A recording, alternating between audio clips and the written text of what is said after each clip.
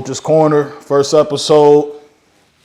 Gonna get right into it, man. Introduce yourself. My name is Darren Edwards. I'm the boys basketball coach at South St. Paul High School. South St. Paul High School. All right, man. What is the primary focus of your coaching philosophy, and how do you balance out individual player development? I would say the main focus of my coaching philosophy is to make sure that they understand how hard they have to work to get to where they want to get to. You can't have poor work habits and poor work ethic and think you're going to go high D1 or any of that. There's so many good cats out here at all these levels that they have to understand what it really means to work hard. So that means when we go at 6 a.m., you should be there at 5:50. You should beat me to the gym. You should be ready to go. You should have your shoes ready, have all your workout stuff together. If we got a plan or something we're working on, you want to get 1,000 shots up, well, you need to be on the shoot machine getting those 1,000 shots up, 250, you know what I mean, in 5 spots, 4 spots. That'll get you going, you know what I mean? Some of these kids, they don't really understand what it takes to, like, work hard. They're just skilled. And it's like, oh, I got it already. I'm here. And It's like, you're not here yet. You're super talented, but there's a lot of other kids who aren't as talented as you, but they work harder than you, so they'll stick out more than you will. You think, like, because, like now, even like I come from an era, you come from an era a little bit before mine where we didn't have as much game tape and like all this footage. Do you think that kind of plays a part into what you kind of just said? Like why they think they just, I got it just because of they got some highlights of them, like some of them? How do you feel about that? Yes and no, because I think for most of the schools have Huddle now. Yeah. So you can, it's all just stored right there for you. And most of the kids, well, I know my kids do. I know at other schools that I've coached at, Johnson, they all give access to film, so it's literally all right there for you. It's just put into broke down the sections of the game. You go through, watch the film, select your highlights, and then you put it all together. I think the cameras in the games is what distracts the kids. In the games. Yeah. I got you. Okay. I see how you said that. Okay. It's already a camera recording. Why do we care if any of these other cameras are here? You know what I mean? Like, and then ain't no disrespect to any of them, because some of y'all really be doing y'all's thing. And I'd have had a few of y'all in my gym before, and it's like, I have no problem with it, but I just think it oversaturated almost. Yeah, because what if you post something prematurely? What if a kid does something and then he don't do nothing for the rest of the year? You know what I mean? And then it's like you just put that out there, and it's like that's gonna blow the kid's head up. That's gonna make his family on high alert. You know what I mean? So which ain't nothing wrong with it. You know what I mean? But it's also kind of like just pump the brakes on like, okay, he did good this game. Well, let him put 3 or 4 games together before you just put this 2-minute montage out of him doing something good in the game, and then you don't hear from him again for the rest of the year. Like, I think that's the downfall in it. Is some of it like I agree. You kill it before it really gets to blossom. If it's premature, there's gonna be flashes. Right. But what about the hardships and all that stuff? I feel like they should catch a lot of that stuff too. You know what I mean? Just they should ask more questions instead of doing more highlights. I agree. You know what I mean? Like it should be more like depth. Get them used to talking on camera before they have to go in front of a camera.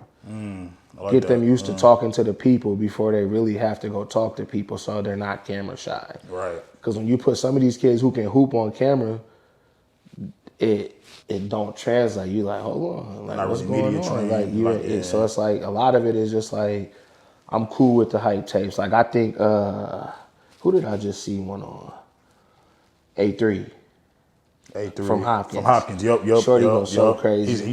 We just did a little profile on dude. He's unreal. He's nice. And then you got cats, young Judah, Jaden.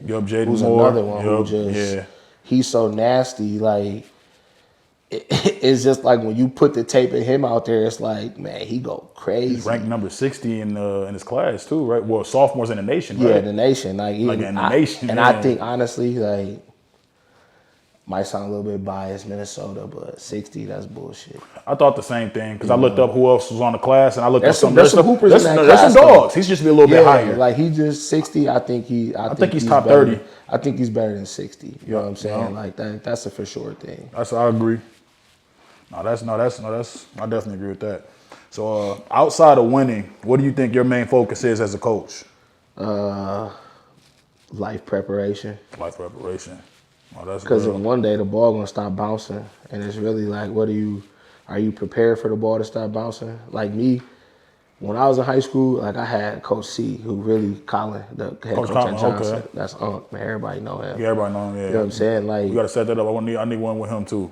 I got you. Right, I for get him sure. in here for you for sure. For sure. He might, but we'll get him in here for you. I think for me, like just when I graduated, I don't think I was really too mature to understand the process of college, and I just went into it like, oh, I'm the man, and you know. But then when I got up to where I was going, and I seen that Marquise Thompson was there, Darren Suggs was there, fellow athletes who was the man on their squad just like me, it was like, now we all like pups, you know what I'm saying? It's like, it was unreal. So, I mean, the transition of high school sports and life, I think coincides with, you know, just learning how to make the right decisions. And, you know, some of that is led based on, I think, people like your circle. I think your circle plays a big part in how you handle life situations and how prepared you are for after the ball to stop bouncing. You know, a lot of these kids, they don't think past the ball bouncing. And it's like, well, I can get D's and I'm going to play forever. That's not how it works. Oh. That's not how it works. D's will have you on, you know, academic probation. And you have to pay for that semester back out of your pocket. You flunk after that, you're out of school and you in debt. And then what? It's like, oh, man, I don't really know what I'm going to do. And then the hard part is I think kids need to be, I think they really honestly need to add a year to high school. Oh, yeah, that's interesting. To add a year to high school. I mean, Because you won't have the reclasses. It'll take out reclasses. right. It'll take out the reclasses, and it'll give kids a little bit more time to mature. Time to mature. Like in Canada, they go to school for 5 years. Do they? Yeah. I didn't know that. Yeah, I mean, and it's funny you say that because like even like when you look at a lot of people that play basketball, I'm pretty sure they start high school a year earlier. Yeah, like so like high school, like eighth grade. Yeah, okay, eighth grade. Like, you know what I'm saying? Like instead of saying it's like 5 years. I mean, honestly, it's not too much far of a stretch. If you look at prep school, like there's people that like literally go to high school 4 years, then they're like, let me go to prep school for another year. When you go to prep school, there might be a cat there who's 19, 20. Literally. About to turn 21 soon. You know what I mean? And when you go to a JUCO, fresh out of high school, and a lot of these kids don't play, they're like, well, I ain't playing. Well, you ain't mature enough.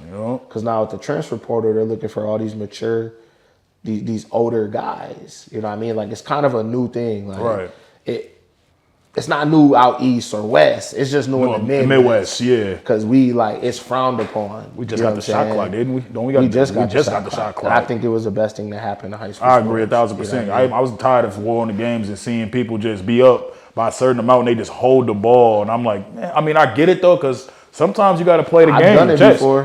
I mean, you kind of have to. Yeah, you have to sometimes. Sometimes a coach will piss you off. And like I did it 1 year to this coach. It don't matter where he's at. Right. We came out of half and I was up. He was in zone. I was up. I held the ball for the first 6 minutes of the half.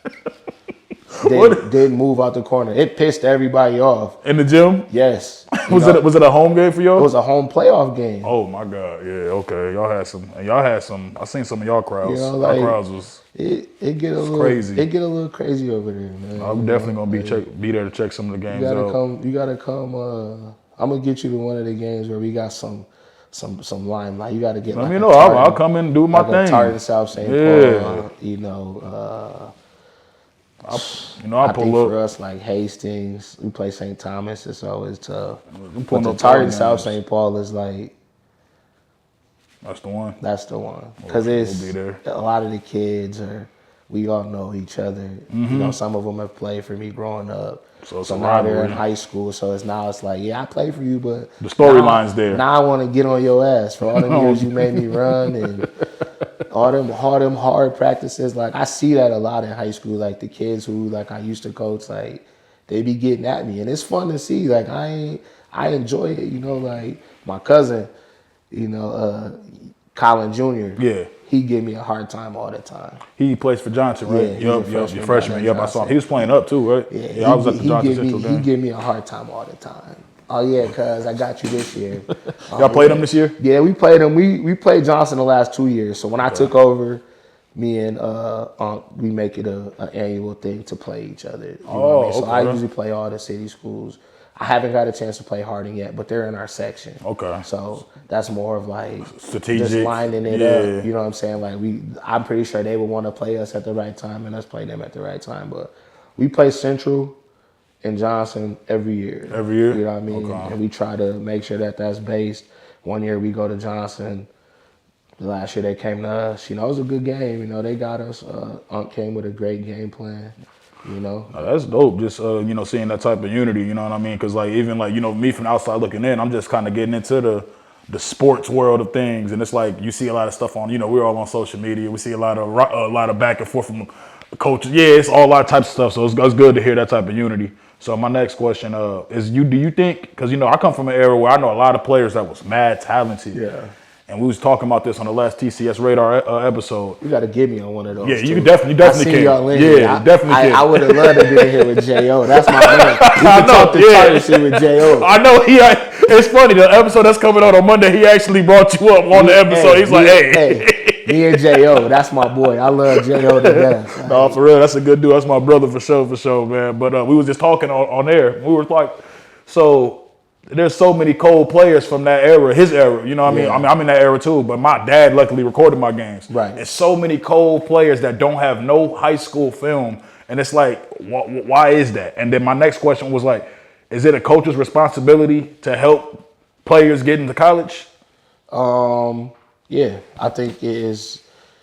The relationships are tenfold. Like you got to have, some of it is AAU connection and affiliation, and some of it is who the high school coach knows. Right. You know what I mean? And what the high school coach can do. And me, I was fortunate enough I coached at Johnson. That was my first basketball job. So coaching under Vern and my Uncle Colin and Tone. Legendary Vern. Vern, the GOAT, So it's like coaching under them really taught me how to put things into perspective and like line it up. And sometimes the relationship don't mean necessarily you're going to guarantee them a spot. Right. Because a coach is putting himself on the line for you. So it's like you send a kid to a school, the parent walls out, that coach may never want to, kind of deal with you again just off the GP of that one situation. Because they do get like that sometimes. And what I've seen just in the recruiting base is like who you play AAU for like matters. And a lot of people gonna say it don't. It definitely does. It does because it helps with the movement of the name. Some people just follow the program. They don't care about the names. They just, this program, they keep kids, so we're gonna keep looking. You know what I mean? I think secondary, a lot of it is the parents. Yeah, but that's the man. The parents, they're putting their own montages together, and that's helping push the narrative of their kids. Yep. Like my guy Chris, Gavin's dad, he records everything. Everything. LD will tell you that. Gavin played for LD. He still got tapes from when Gavin and LD, like that's one of Gavin's favorite coaches. That's funny. LD said that. He like did it. LD, like bro, he did a breakdown on you Gavin. Know what I'm saying? So he knows specifically like the ins and outs of his game, where he's grown and where he's got better at. And I think just having that extra little view of film is important for the kids. It's important for parents because honestly, I don't think parents really sit back and listen to the film. I think they just watch it. They just want to see some highlights. If you listen to how you kind of responding in the film and stuff like that, you're like, damn, am I? And I'm not saying nobody around me is doing that. I'm just saying in general, like the extra film and the coach's responsibility to get the kids to film. Yes, most schools have cameras up in like the top. They got the overview, so you can see like the actual gameplay from hoop to hoop. So like ours is it goes baseline to baseline. It records the JV game and the varsity game, and ours automatically upload to YouTube, and it saves in our huddle. Okay. So it like if Alonzo died, let's say he wanted to come back and get film, his film is still in our huddle archive. So y'all still got the film. So like he still has access to our huddle to if he wanted to, or Keon Moore, or any of those guys who graduated in that class, like the film is there. Do you know what year like Huddle started doing that? I honestly don't know, but I do know it was not around when I was in high school because we had VHS tapes, and that was crazy. It was crazy. It was crazy work. Like, I think Huddle is one of the better things that has happened to the growth of the game. I agree because now all the stories you're about, well, I got all that film and I don't got it. Like, you ain't got to worry about that no more. You know, and that's what somebody said when we posted that on the channel on the Instagram. Somebody said like, well, at least you got Huddle. Then I'm like, I asked him what year he graduated. He's like, I think 2016. I'm like, okay, that makes sense. So Huddle's probably been around. I'd probably say easily 12 plus years. Yeah, it had to been. Yeah, because it's something that was. I'm gonna have to see if I don't think it came out of nowhere. I think it was something that was developed properly with the time. I'm about to see if our stuff is on there. You know what I mean? Now, so with them growing with Huddle, now you have those streaming cameras in your schools. And that's perfect, because I like those. Because like we buy packages at our school. So each sport chips in on the package. For the recording. For the Huddle. For the Huddle. So, okay, I got you. Like our football, we have the platinum access. So we got everything. Huddle sideline, the camera at the end of the end zone cam, sideline cam. For basketball, we have Huddle sideline. We have Huddle stats. So as soon as the game is uploaded for that day, whatever, so if you play on Tuesday, the game is uploaded that night, we'll have stats by the next morning from Huddle. So that's right away then. Yeah, we'll have those stats and then we'll go back and watch the film to kind of make sure the stats are accurate. And then we post them because they say it's 90, I think they say it's like 97% accurate. Yeah, you just... So... it's like you gotta. There's a little gray area. Make sure numbers match up, points are getting added to the right player. Like we had a kid on his 1,000 point night. 6 of his points went to somebody else in the Huddle stat line. See, because one kid wears 2, and the other kid wears 5. See, I'm glad you just said that, because I swear to God, you said that's the second time you just said something, because we recorded Thursday. Yeah. That we was talking about that. I brought up a story when I was in high school, and I was playing somebody who was playing no matter who was playing the team. And say the name, because you from St. Paul. Man, we was playing Como. I know how the games got. Yeah, we was playing Como, man. That's when the gyms used to be packed. Yeah, facts. It was different. Yeah, St. Paul. Only gyms that's packed is the Hardin. St. Paul Johnson Harding, St. Paul Johnson Central. Central always gonna be packed. Those two games right there are enough to keep. They've kept the city alive for a long time. We about to embrace them more because we was at that one this year. Like, you got to get Steve in here. Steve doing a hell of a job. I'm starting with the city first, bro. Steve at Harding. Steve at Harding. I think it will be interesting to get Scott. Everybody knows that, because I think for him, like, shout out to Coach Howell, man. I played for him, man. He one of them dudes like. Shout out to Scott, man. They got us. We was up 6 with a minute left. They got y'all. They got us. Lil Allen, at Hamlin, they got us. Lil Allen. Shout out to Lil Allen. He can't. And we in the handshaking line. He's like, man, I know you about to go in there and go off on him, but look at it this way. We should lost to an old head. I said, Scott, man. He said, man, I love you, little brother. You know what I'm saying? I'm just like, Coach Howell, I couldn't do nothing but take that, because when I was at Johnson, he was getting on their ass. Oh, yeah, so, I took that pride with me. This South St. Paul we left, scheduling them. I ain't got him yet, man. I ain't got Scott yet, man. You ain't got him yet? I ain't got him yet. Okay. I'm 0-2, okay, man. He on his Bill Belichick. I'm 0-2, man. I'm 0-2. Shout out to Coach Howell, I be playing them, in my defense, both years we played them on back-to-backs.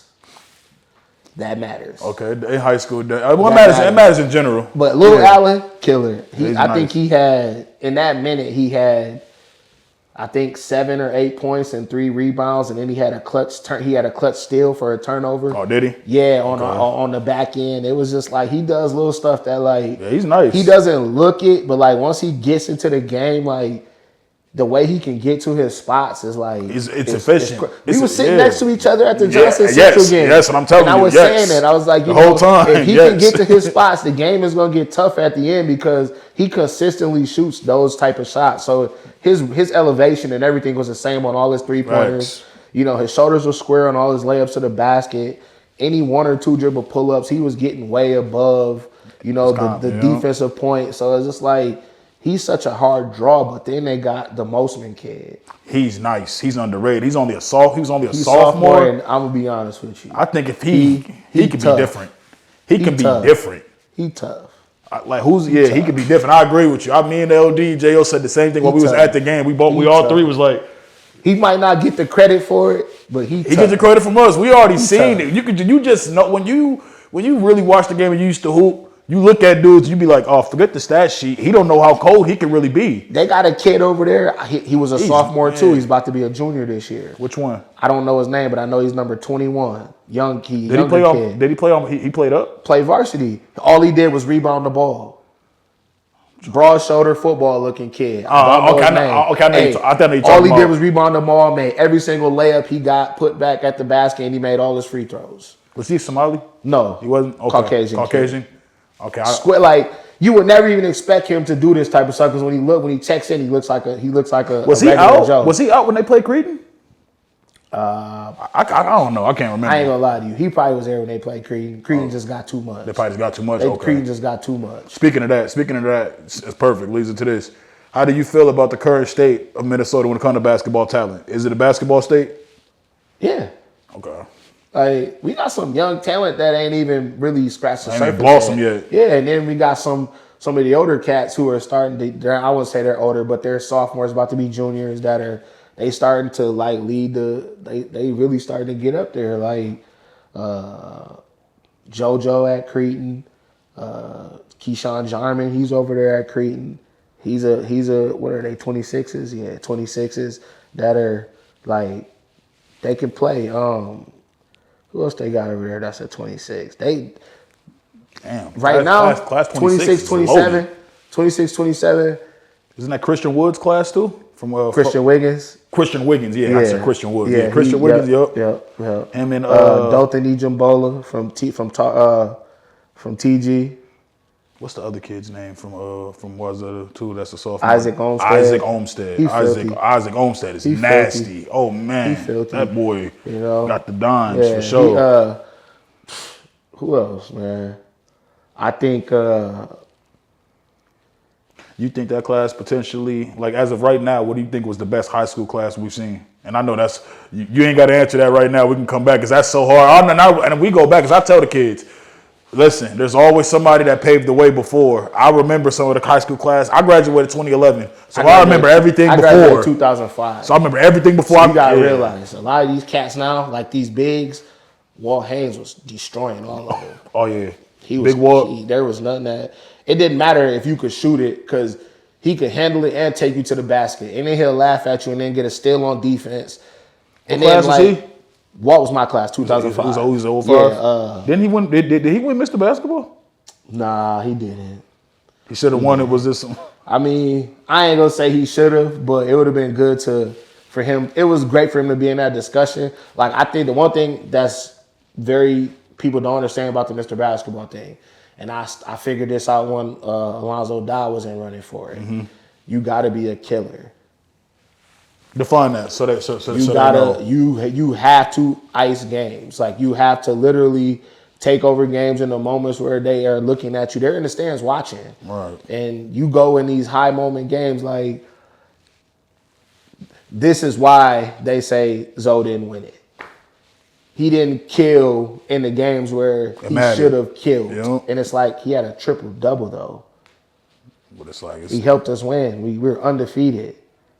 There's no argument to that. Right. Like, there's no argument to that. There's no disrespect to anybody who was in that class that was even there. But, like, anybody who watched us play when he was there, you don't take a team out the cellar without a player like that to revive the program. Right. Mr. Basketball, I think, goes to, like, they want the polished. The ones that's already going to the big school. Like they don't got the resume already. Like they're not looking. I think like because who won it Ozier? Braden Carrington. He won it in 05? He won it 05. Okay. Good kid. I ain't got nothing against Braden. He was hooping. Park Center was doing their thing. They won state. Yeah. So you know, state too? Okay, I get it. Right. But like their team compared to ours, his stats compared to Zoe's, I wouldn't even want to put them side by side because I'm not going to disrespect him, but I'm also looking at. I think I am. You can't average a triple double, be one top 2 in your state. In your section. Are there stats online? Because I'm definitely gonna look into that. Yeah, everything is up there. Yeah, you're gonna have to. Yeah, I'm gonna send you it. But like, and I'm gonna put it up. But most people don't like this year. They was like, "Oh, Daniel got it in the bag," and it's like Jackson Andrews. There ain't nobody touching Jackson.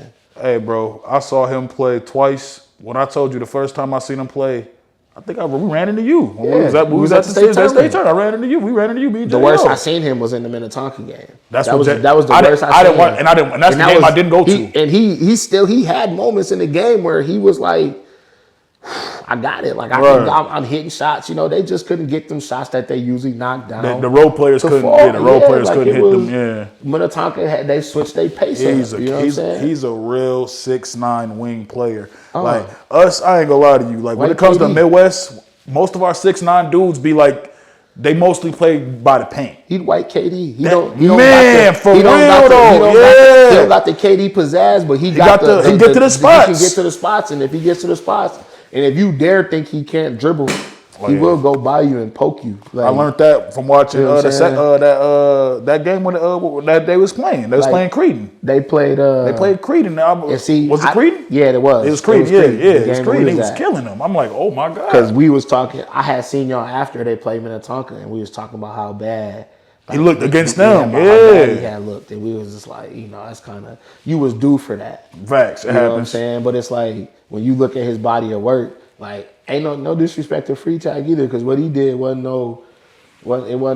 easy, because Lake City was on their ass. So, and I was gonna ask you that because we had an opinion on the Daniel Free Tag situation. So I was like, what was the opinion? My thing was I didn't look at their full schedule, but I know he plays. Was it 1A? They beat 1A or 2A, but they beat some 4A teams. So did they? But like, did they play more 4A teams or more 2A teams?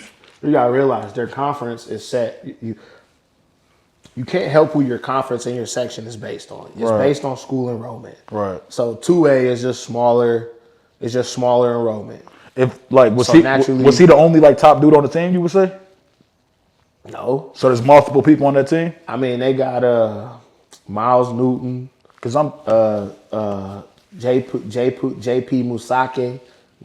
Musake. How do you pronounce it? He a killer too. My young homie Mu Muhammad, he a Spartan, he a killer, No, I'm only saying that. Lil Dungy, they got Lil Dungy on the squad. They got some hoopers, like Daniel's he was the name. I would say he was the name. Now you got those other kids who played next to him for a year, ready to they can fill them shoes. Juniors. Yep. They know what it takes to get there, and I think I've seen them play a few times this year, and I was thoroughly impressed. Was that their first time their school won state champion? Yeah, I think so. So, you just said it right then. I was like, this is their time. This is like a new thing. Because I was going to say, because, you seen it. We've been around where if it's like a top rated team, they got so many good players, they'll flex the schedule, and then the coach might try to schedule games with tougher opponents just because they know how good the teams is. So, but the fact you said that and it was their first year, all this, I'm like, it could happen in the future now. Like TG, and shout out Nick is St. Paul dude. You know what I'm saying? Like a lot of people don't know that, but Nick is St. Paul cat. I think they do a great job of diversifying their schedule. Because they're in a conference where they play PC twice. Right. They play Spring Lake Park, and if you know high school basketball in Minnesota, Spring Lake Park they play tough. Mm-hmm. They play Osseo twice a year. You know what I mean? So Totino does within their conference and their non-conference. Even my uncle at Johnson. I know this year they brought some games back that hadn't been played in a while. Really? That when you see Johnson's schedule, y'all gonna be like, ooh. Oh, for this year coming? This year coming? They got some heat on that schedule. We got some heat on our schedule too, you know what I mean? When they come out?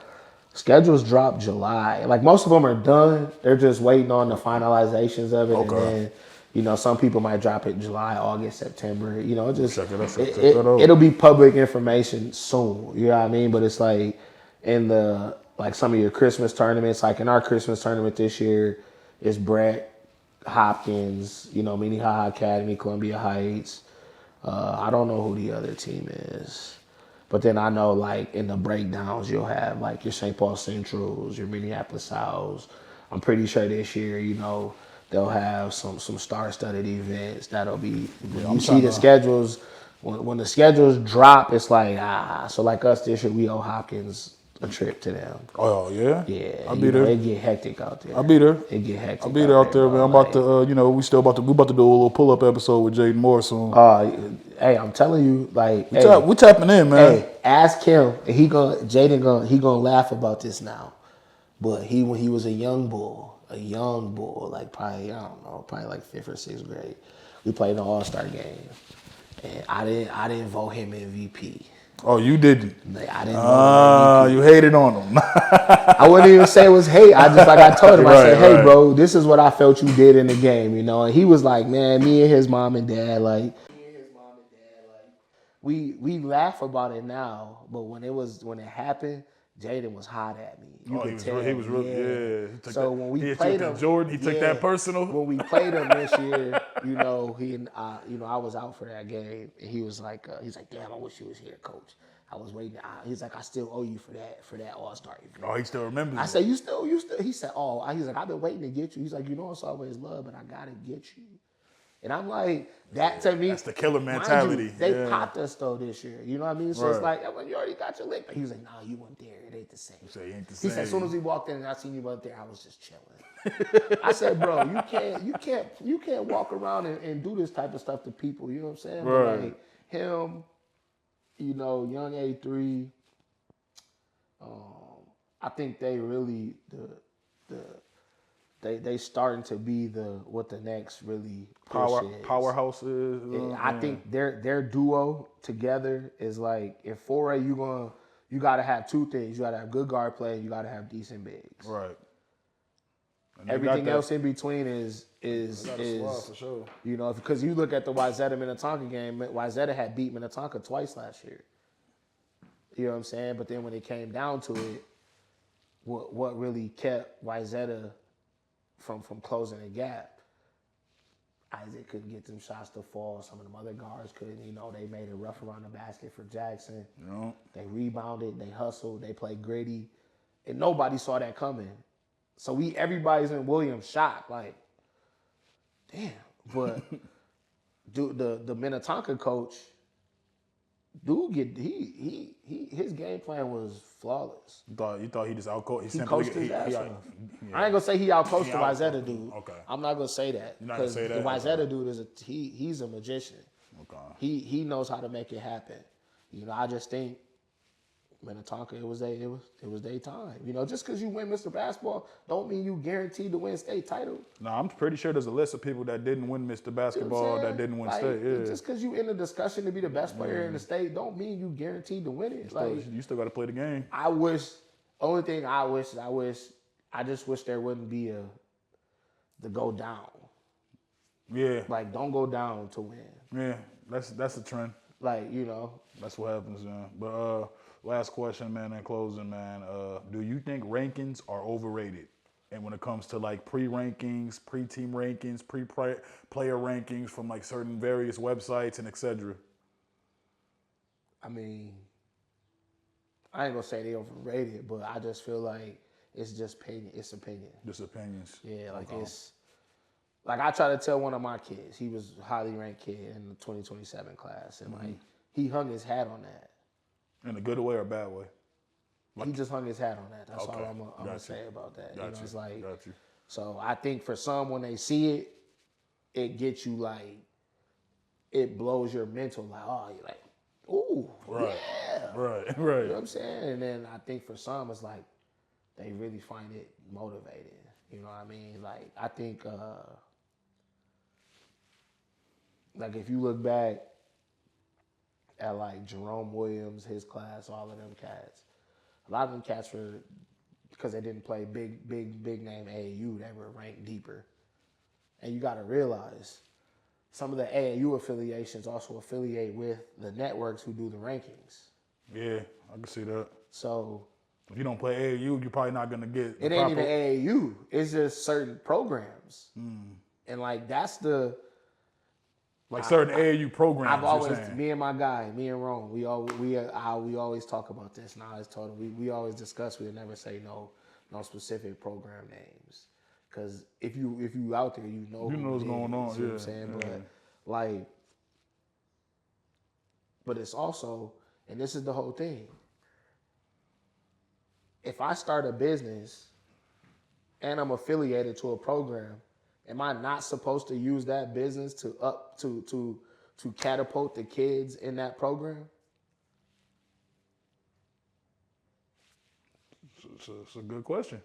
I mean, make it make sense. Yeah.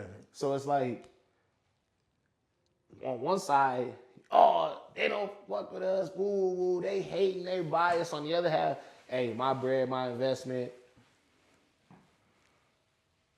I got tons of everything going on out here. Right. Your opinion don't matter. Yeah. That's honestly the best way to look at it. Because every year, what y'all gonna do? Wait for them rankings to drop and bitch about them when they ain't right. Every year. You know what I'm saying? Every year. So it's like, on one end, you got the circle of money. Right. You know what I'm saying? And like, Prep Hoops, they small startup. You know, if you know, you know. Yeah. You know what I'm saying? It's like you want the rankings to be right. Start your own rankings. That's true.